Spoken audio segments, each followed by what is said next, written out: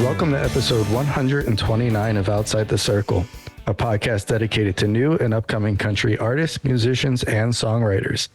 Today's guest will be Chloe Styler. We'll get to her in a little bit, but first, I'm Ronnie, and here's Brian.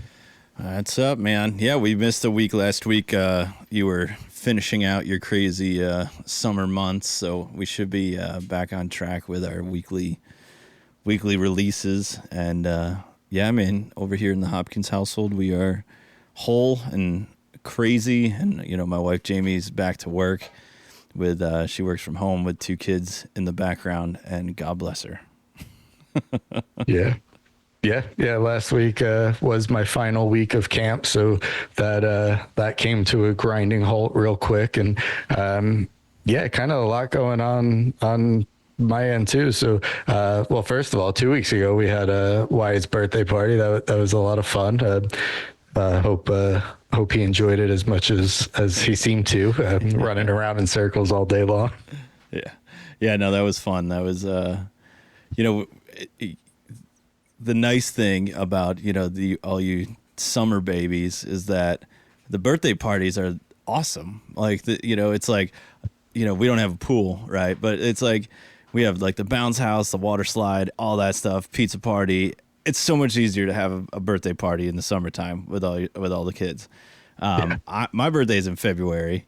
Yours is, April. So you got like the kind of, it could be nice. It could be good. It could be bad. Yeah. Mine, no matter what, it's going to be sub-zero. It's cold. And so especially those northern New York birthdays of yours. Yeah.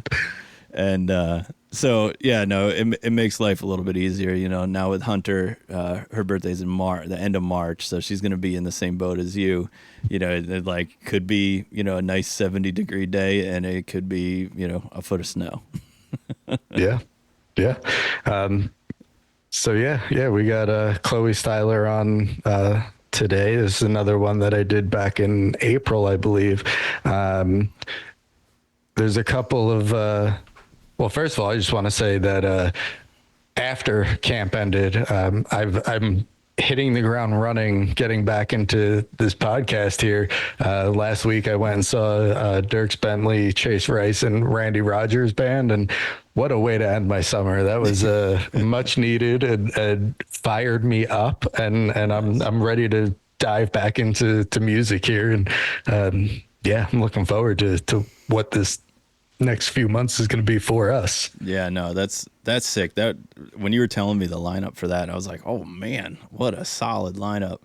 And I haven't picked up my guitar in what feels like a while, when you have a newborn. Anyways, so I picked up my guitar, I don't know, a couple weeks ago, and felt good to actually start playing out. And we have the yearly local farm that does their thing, so I'm actually excited to play some music for people again.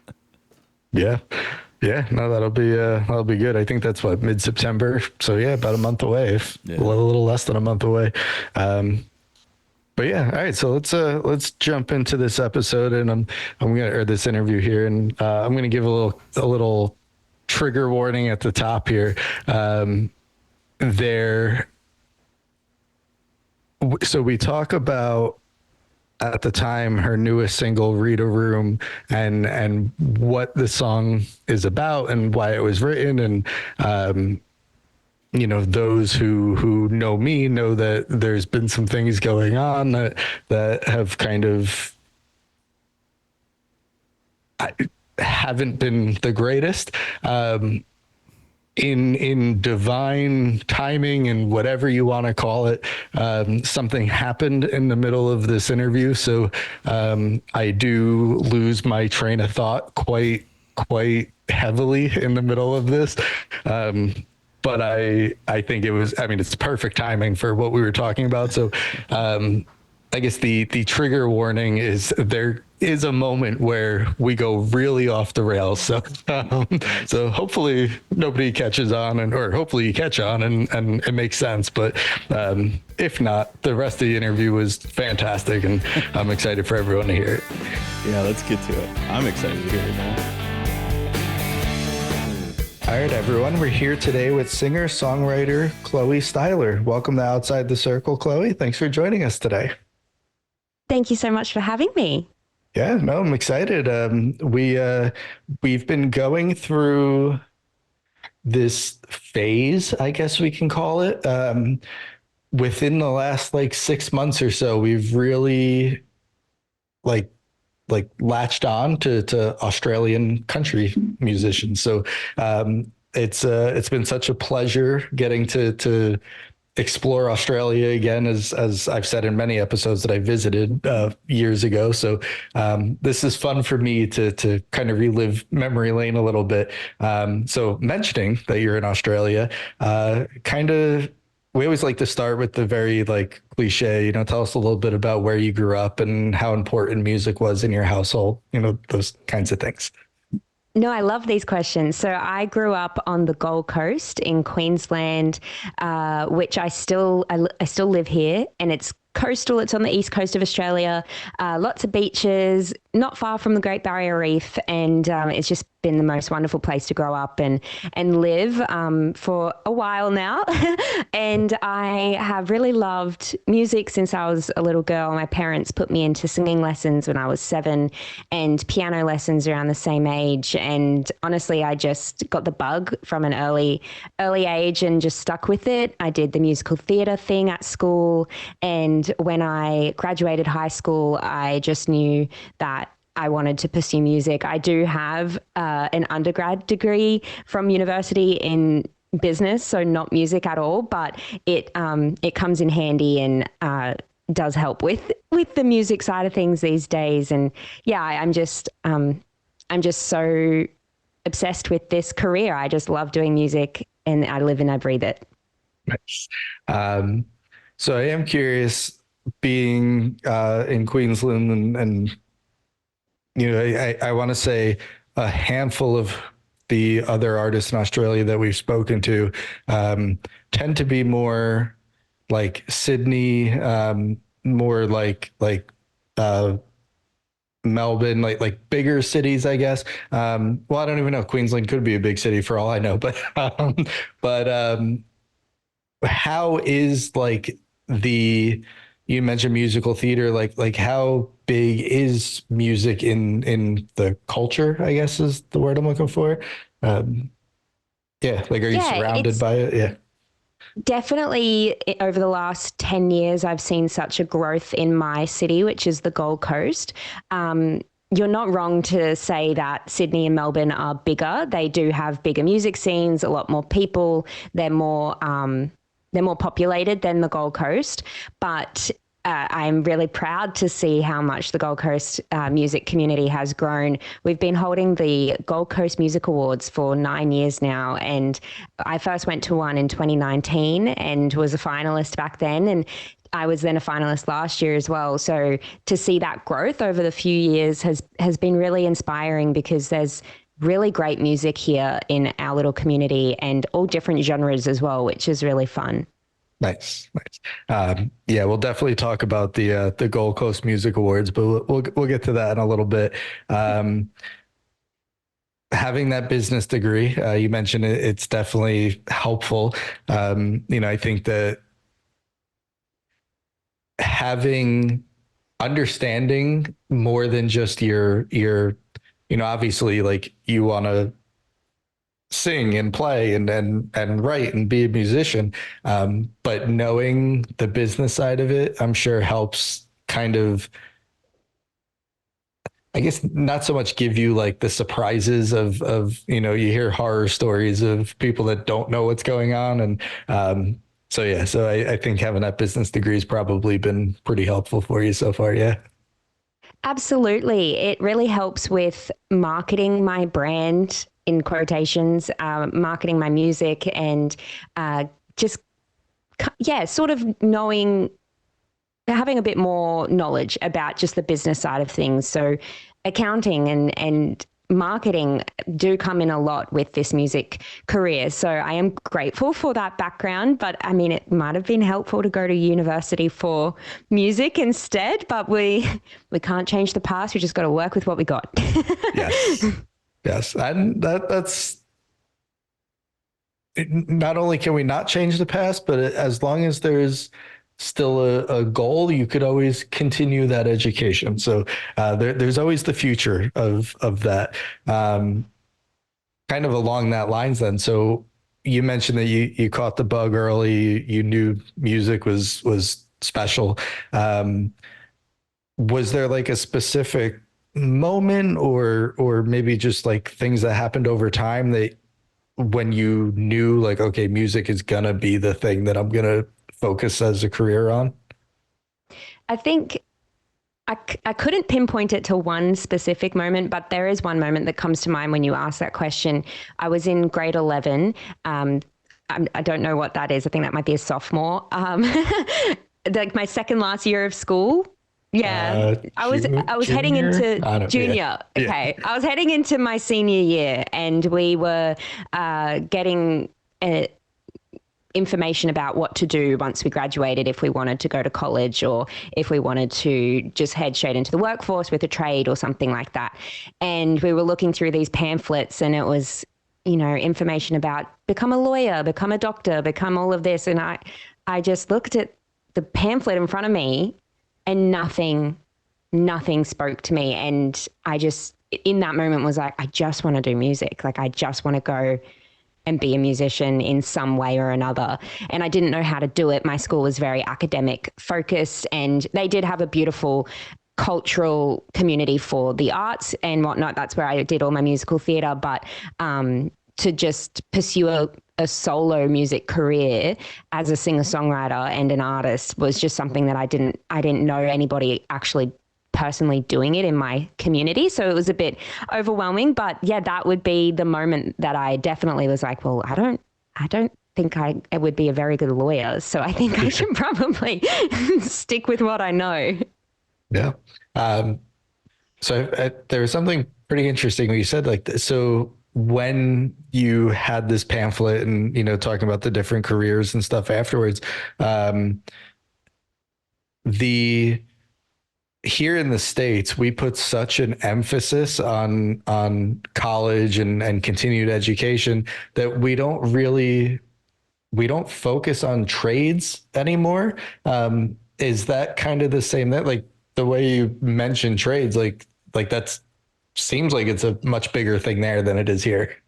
Yeah, I think so. We do have, it's called TAFE, which is a trade college, and people can leave school in grade 10, so your third last year of school. I don't know what that is. And you can you can go and start your trade qualification. And we do have a really big, I suppose, community of that, because there's a shortage of trades at the moment in my area, at least. So that's something that is getting a lot of focus in the young children and school age kids coming through. And we have tradies. That's what we call them, tradies. They're great. Everyone needs a tradie. Yeah. No, that's and same thing here. But it's such a shortage. Yeah. And then on top of that, you go to college, you go to university, and then you rack up all this debt, and then you can't pay that off because you can't get a job, because you can't get a, yeah. I think you made the right choice by focusing on music. Thank you. Yes. Yeah. So let's talk about music then, and then your music in particular. So, you mentioned that your parents put you in singing and piano lessons and all of that. Were they or anybody else in the family musical, or was it kind of just stick you in it and hope and sticks? Thankfully, my great aunt she was an opera singer. So she understood the significance and the importance of children growing up musical and having a musical education.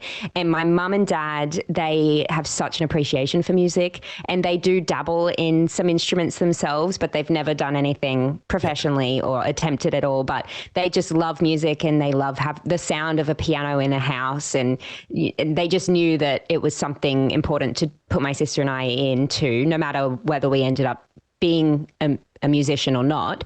But But yeah, so I do have them to thank, and I have my great aunt to thank because although I'm not an opera singer, I do think I might get my vocal ability from her. Good, good. Yeah, it always takes just one family member, right? So glad she was there for you. So let's kind of fast forward now to today and in this time. So songwriting. So you grow up, you take these lessons, singing, piano, all that stuff. What does that songwriting process look like for you? Where do you draw inspiration from? Kind of things like that.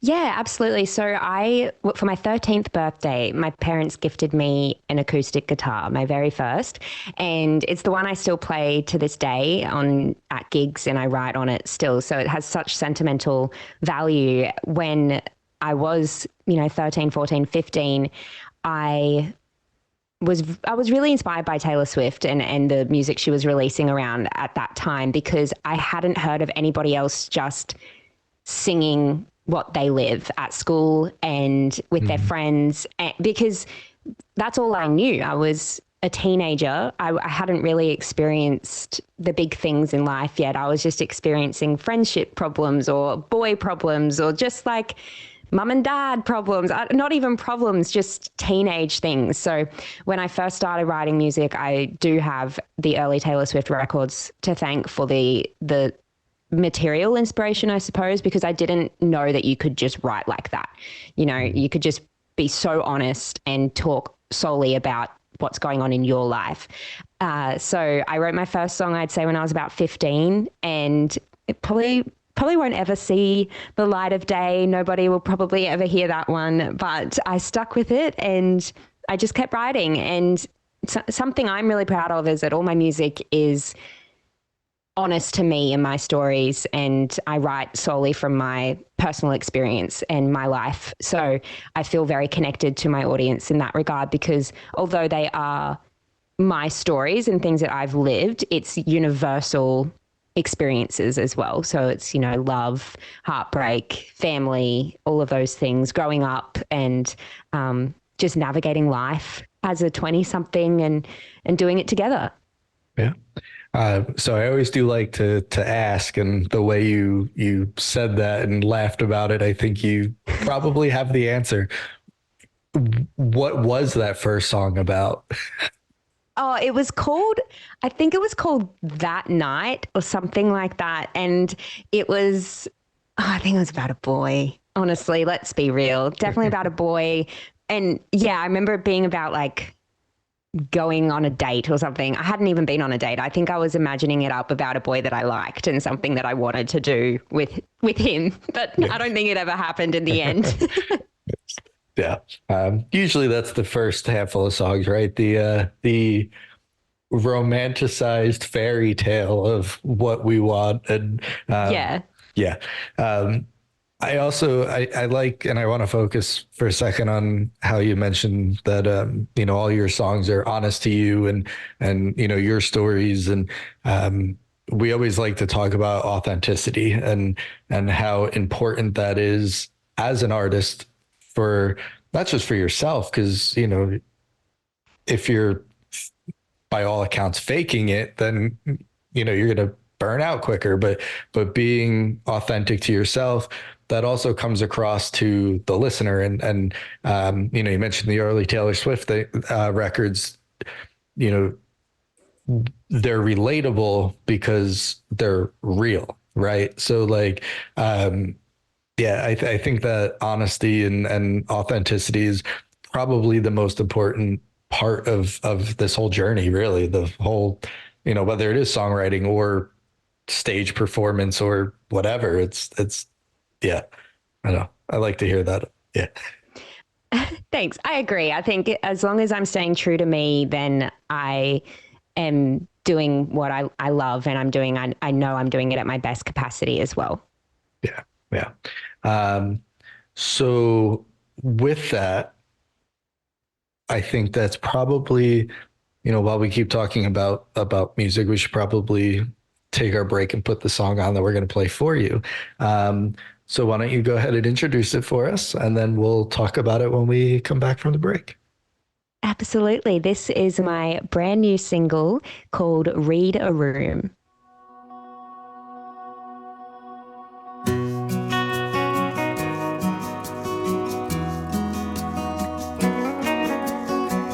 You started it. One text, 2 coffees, 3 weeks of talking. We weren't calling it anything real just yet. And now the phone's gone quiet and it's radio silent, and you're acting like we never met. If you ain't gonna say it, baby, I can break it to myself. Don't need another empty promise. If you ain't gonna rip the band-aid off, I don't need your help. Come on, boy, let's be honest. You ain't gonna do what you need to do. Lucky for you, I can read a room. I can read a room.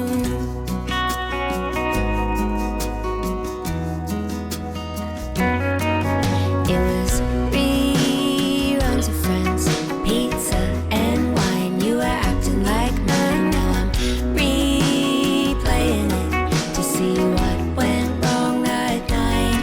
I guess the kiss goodnight was a kiss goodbye, and I didn't even hear the flat line. If you ain't gonna say it, baby, I can break it to myself. Don't need another empty promise. If you ain't gonna rip the band-aid off, I don't need your help. Come on, boy, let's be honest. You ain't gonna do what you need to do. Lucky for you, I can read a room. I can read a room. If you ain't gonna call, I'll call you out. If you wanna leave it on a high, I'll let me down. If we ain't gonna talk when I see you out, I'll say what you should say right now. If you ain't gonna say it, baby, I can break it to myself. Don't need another empty promise. If you ain't gonna rip the band-aid off, I don't need your help. Come on, boy, let's be honest. You ain't gonna do what you need to do. Lucky for you, I can read a room. I can read a room.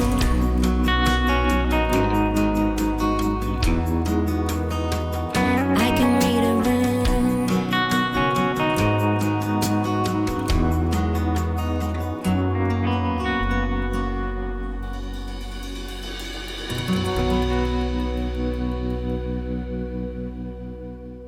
All right, so let's talk about Read a Room.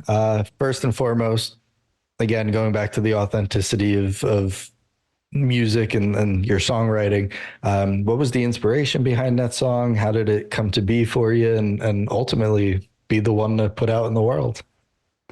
Yeah, so this is one of my favorite songs I've ever written, and I'm so grateful to have co-written it with 2 friends of mine, Lauren McLam and Phil Barton, while I was in Nashville last year. We were sitting in the co-write, and I had this song title floating around in my head, which is Read a Room, because at that very point in time, I was in the process of being ghosted. And if you don't know what being ghosted means, you're so lucky. But if you do, then I'm sorry. And this song is for you. It's essentially just like I was seeing this guy and I went to Nashville for a holiday, and I stopped hearing from him. He essentially died without dying, which is fine. And everybody has their reasons. But I just kept saying to my friends, he is so lucky that I know how to read a room, and I'm not going to keep knocking on his door if he doesn't want me to knock, you know? So I just let it go. And I took that idea into the write, and I was kind of just word vomiting for about 45 minutes about this guy and the situation and what the dates we'd been on and how annoyed I was and how dare he, et cetera, et cetera. And before I knew it, we had the chorus and everything just really fell into place so nicely. I'm so proud of it. And it was my first Nashville co-write, so it just makes sense for it to be my next release, because I really love it. I love the humans I got to write it with, and I think it's something that people might be able to relate to in this day and age. Yeah. So I you could probably sense my uncomfortability about this song. Currently, at this moment, I am kind of going through the same thing. No. Oh, I, I'm so sorry. yeah, I heard it. It went, hmm, good timing. Um, but Perfect timing. yeah, but as much as I keep glancing over, hoping that my phone rings and whatever, um, this song is so good. It definitely needed to be out in the world. Yeah, I mean, this will be. I'm one of those people where I latch onto something and I don't let it go for a very long time. Hence why I keep hoping that my phone rings. But this song is going to be one of those. Oh, This will make every playlist I put on in the next or I make in the next year and some odd. But yeah, um, whenever we do these interviews, we always Brian, my co-host, he always focuses on the musical side of it. He's an audio engineer by trade, so he records music and he talks technical stuff. I always talk emotion and lyrics and vibes and all of that. And yeah, if I wasn't having the worst day of my life the day I heard this, it punched me in the gut a little bit. But for one, a first Nashville co-write, yeah, I don't blame you at all for this being the song you need to put out there because it is so good. thank you. Before this co-write, were you I guess to kind of backtrack to songwriting a little bit. That is so weird. Hold, oh my God. Is the person calling you? Yes. Oh my God. Um, That is some voodoo. That is some voodoo. It's like I made that happen for you with my song. wow. Okay. Anyway, um, that was weird. Um, That's so amazing. so back to what I was saying. So the I don't think it was a good message. So I'm going to leave that to the end. Oh, But the so being the first Nashville co-write, have you co-written before? Just not like in Nashville. So I guess going between your co-writing and solo, like do you have a preference on which way you're writing or just kind of whatever the vibe yeah. is? I think I've definitely gotten a lot more into co-writing over the last few years. I love it because you walk into the room and you don't know what you're going to walk out with. And I just think that that is so exciting. When I write by myself, I find myself not pushing my melodies as much as I could. And I kind of fall into a familiar pattern with my melodies and my lyrics. And just going into a co-write changes that. Obviously, you know, there's two or three minds in a room and you can get something else. So I lean more toward co-writing now for releases, but sometimes I just need to sit down with my guitar and just get my thoughts out in a song in half an hour, and it might not ever be released, but it helps me mentally and Yes. emotionally. I get all the thoughts out and I move on. Well, and that's important too, right? Like, you don't want to also just kind of fall into one way, because you don't know the sitting down and just mentally purging yourself could lead to your next big idea, and yeah, so yeah, no, I think that's important to be able to do both, and it sounds like you are doing both well, so that's good. Thank you. So Read a Room is the fourth release since your 2023 EP side B. um, how has the responses how have the responses been on these releases, and I guess ultimately what's coming next? More singles, another EP? Where are you at with your next set of releasing? The responses have been really wonderful. I've been doing a 6 to 8 week release cycle, which has been hard. I'm self managed and I'm independent. So I have to stick to the schedule myself. And I'm the one that's setting these schedules. And sometimes I'm pulling my hair out going, why have I put so much pressure on myself? But I've noticed since Side B came out and I've been doing that kind of quick release schedule, I have built some really wonderful fans around the world that have found my music through, algorithmic playlists because I am putting music out quickly. So that payoff has been really fun, and I'm loving seeing where the songs reach around the world. And I have just had some really lovely comments as well online of the songs connecting with people, and that's what it's all about for me. So heading through the rest of the year, I have a couple more singles which I'm really excited about, and behind the scenes I'm constantly writing on working toward potentially another EP. I'd love to do an album one day, but I don't know. That's a lot. That's just a lot to think about. And I just don't know if I'm there yet. So probably an EP. Yeah.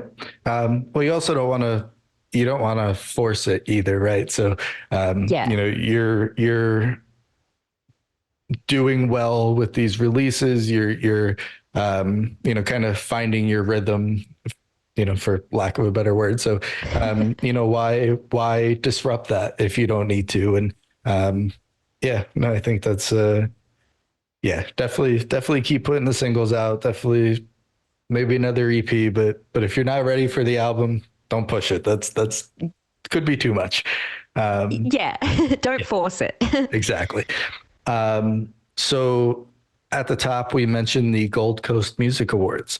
So you mentioned 2019, 2023, getting nominations and being in the final running for different awards, including for Side B, I believe it was the release of the year. So all that's happening in Australia. Then here in Nashville, I see you're doing events like CMA Fest and Americana Fest and being involved in the community here. How does not only receiving the nominations in Australia, but also seeing the recognition here in the US kind of motivate you and keep you pushing forward? It definitely does. It's just like a nice little pat on the back saying you're doing something right and keep doing it. To have the support from my home on the Gold Coast is really wonderful because country music, we're a little bit behind in Australia. We're just catching up now to everybody loving country music and how popular it should be because it's really great. And it's nice to see that popularity is and that appreciation for country music is coming through the Gold Coast and Queensland, my state now. And then to have the recognition in the States so far, like being asked to perform at CMA Fest and Americana Fest has just been a dream come true. I just remember when I got that email about CMA Fest and I said to my parents, like, if this is as far as I get in my career, I'm stoked like that. I'm happy. I can hang up my hat because all I've ever wanted to do is share my music and connect with people and do it with people all around the world. And then to have that opportunity last year was just a dream come true. So anything else, I'm happy. I'm so stoked. Yeah. Well, that's important to have, like that mentality of obviously we set goals for ourselves and we want to achieve things, but not sometimes we do that and forget about what's currently happening. And, we overlook, well, this is cool, but this would be better. So yeah, staying in the present is definitely, yeah, I feel like a lot of people don't really do that anymore either, especially with like social media and Yeah. the pressure we put on ourselves to be out in the world. So yeah, no, I like that. I like that approach. I think that's very important. Thanks. Me too. Yeah. Um, but yeah, so Read a Room just released. Looks like a couple weeks here, about a month or two till the next single, and you know the releases will keep coming. Where Well, I guess aside from music, you mentioned you're coming back to Nashville in a couple weeks here. Anything else coming on down the line that you want to touch on? Mainly just like if anybody is interested, just stay like up to date on my social media because I'm always announcing new songs. There's a lot happening at the moment, and I am excited to be back in Nashville and writing and doing, just music things while I'm there. I just love the city so much, so that will be really fun. And yeah, I hope to be back again next year sometime, but I don't have anything set in stone. So just, yeah, if you like my music, just stay tuned on social media and I'll be putting more information and putting the word out there with new songs and hopefully Nashville shows one day. Yeah. So speaking of that, so where can our listeners go online to find you? Spotify, Apple Music, Amazon Music, honestly, wherever you listen to music, I am there. I'm also on YouTube with my music videos and my website, chloestyler.com. Cool. Yeah. Well, Chloe, it was an absolute pleasure chatting with you and a kind of a weird one there in the middle, but it's very the power of music, I guess, right? It's I was about to say the power of the song. yeah. But yeah, no, I'm so excited to continue to see what you put out and what you do. And yeah, no, I think hopefully you get Australia caught up on the country scene and we'll take you here anytime you want to come by. Thank you so much for the chat.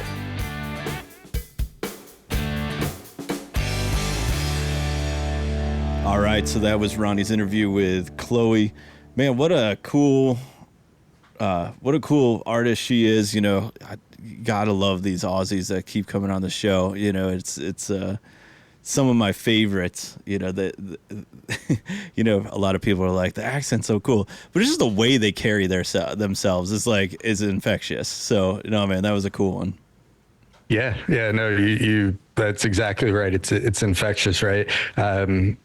Chloe couldn't have been more gracious with her time considering everything that went down, but no, she was such a blast to talk to.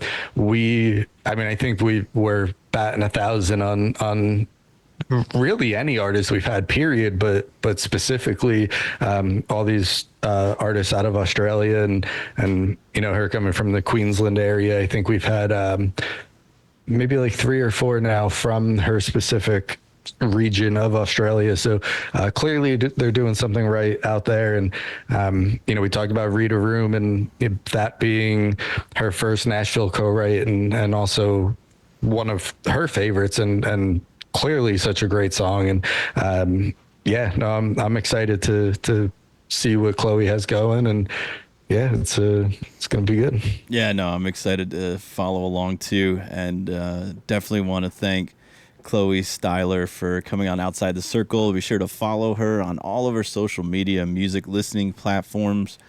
We leave you with another track from Chloe Styler, Call It.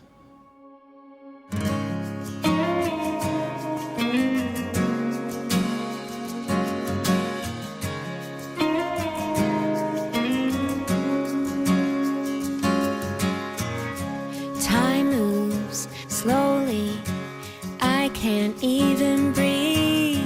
It's so cliche of me. Your house, my heart, we tried to start something in less than a week. nobody told me your name. I could have gone about my day just fine. So why did you come to my show if you didn't want me to try to see where this goes? So let's call it what it was, just a fling, you and me in the Tennessee heat. Let's call it what it wasn't, something more to explore when I leave the city. I don't wanna be the girl back home that's trying so hard to light up your phone. So let's call it what it was and call it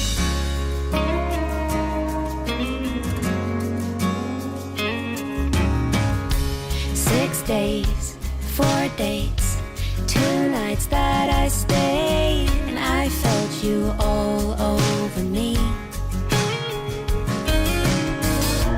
I wanna stay in the clouds, but this jet plane's bringing us down in time.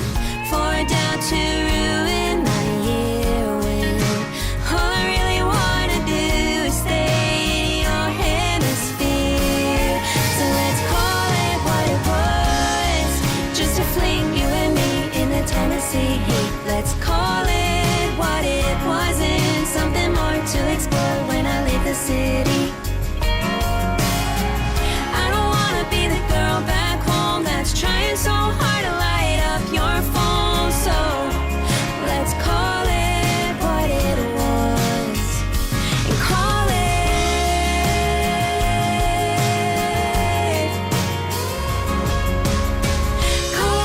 a day. I'll be okay. I don't mind if you never call me again. I've blocked you out, I've broken down, had no choice. My flight was leaving town, had our fun, we were happy, it was beautiful. Drove around, saw a part of you that they don't know. Call it a night, call it a day, and call it. Let's call it what it was, just a fling, you and me in the Tennessee heat. Let's call